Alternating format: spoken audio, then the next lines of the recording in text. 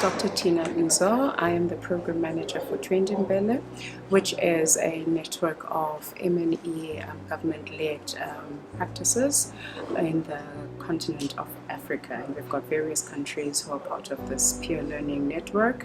And we mainly try to encourage countries and also promote the use of monitoring and evaluation in governance structures, governance processes such as planning, budgeting, monitoring, then you get to evaluation, etc.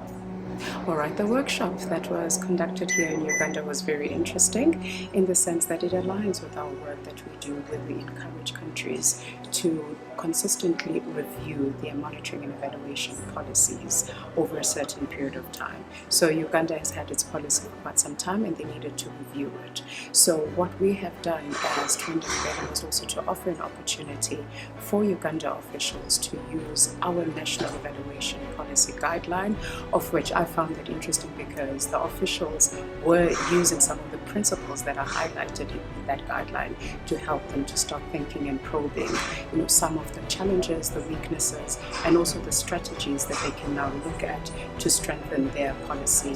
Absolutely, it did. In fact, in my closing remarks, that's one thing that I spoke about because, for example, as much as we do have different countries operating under different institutional contexts, but we haven't really have come across a directorate such as the Directorate for Monitoring, Evaluation and Inspection in Uganda. So there was a lot of debate around how does inspection really link with monitoring and evaluation? Is there a difference? Do they overlap? What does it constitute? Do we use the same principles that we use when we are doing monitoring, or does it feed into service delivery norms and standards, etc.? So those debates come up quite very clearly. It was very interesting that as much as we think that, it is clear, but sometimes there is a bit of disjuncture in terms of understanding exactly how it links to M&E.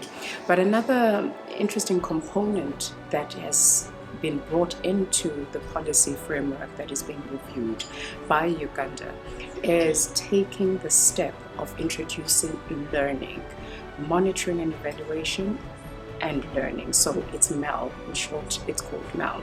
So they want to start looking at how learning can better strengthen their M&E activities so that there can be this peer learning and professionalization of M&E. So for me, that was also another big takeaway that we need to take into consideration, that the learning aspect is also gaining much more focus and momentum, and it also resonates with the kind of work that we advocate for as Twende Mbele, where peer learning is at the center of the work that we do amongst our African countries. I would like to thank the Office of the Prime Minister in Uganda for inviting us to participate in this exercise that we had carried out in partnership with CLEAR.